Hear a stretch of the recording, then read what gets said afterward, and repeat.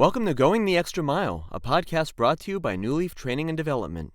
Each edition is sure to lift your spirit and encourage you in today's working world. Enjoy! The gift exchange.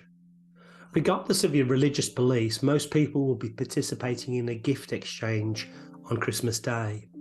The gift was purchased, and so the giver had to give something up, money, to the store, and in exchange they received the gift because the seller gave up inventory. The giver didn't hold on to the gift, but instead chose to give it to someone else, the receiver. The receiver is the only party who is not giving anything up. The only act they do is to receive the gift. This concept got me thinking about the workplace. An employee gives up a portion of time, and in return they receive payment. The employer gives up cash because they've received someone's labour to create products or services they're selling to their customer. And the customer gives up cash in exchange for receiving the product or service. I also found it interesting recently to study the history of the word pay. We talk about a paycheck or being paid, but where does the word pay come from? It means to appease, pacify or satisfy, from the old French word payer. It literally means to make peaceful. So interestingly, when an employer pays an employee or a vendor, they're in effect making peace with the employee or vendor in exchange for the labour, goods or services the employer received. We often hear people complain about minimum wage, and my innate response is always to ask why people don't put in maximum effort so they can move beyond minimum wage. Employers will only pay a wage based on what they believe a unit of time is worth to them. A basic skill will only earn a basic wage, while enhanced skills will earn a higher reward. I'm no great economist, but it seems to me the macro picture is that in a free market, consumers will only pay so much for a certain product or service. The employer then has to back into the calculation by using processes and labour as efficiently as possible to still generate a profit for the shareholder. The company then pays taxes on their profits, and the shareholders also pay taxes on any dividends they earn and any capital gain they make when they sell a share of their stock. The taxes go to the government, who hopefully spend the tax revenues as wisely as possible.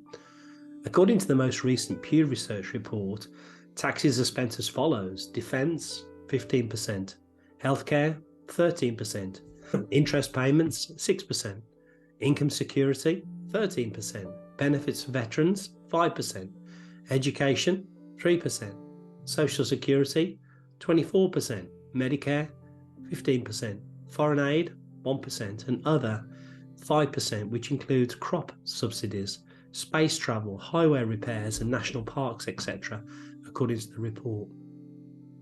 It seems to me this is a lot of giving and receiving to make the world go round.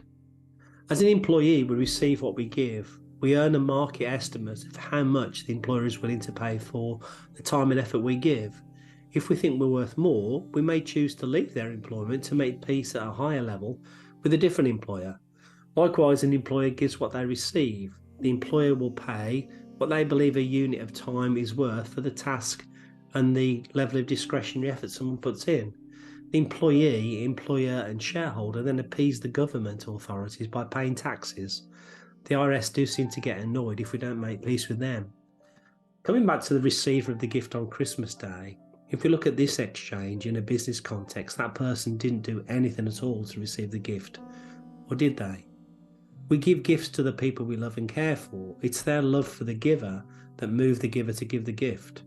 In the spirit of Christmas Day, I'm aghast by the fact that I've received the ultimate gift, and all I've done in return is to love the giver. But the mind-blowing concept to me is that the giver loved me first.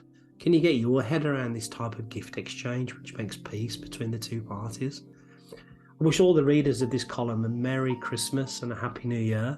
I so much enjoy writing and appreciate the gift of encouragement many of you give to me. It's so gratefully received.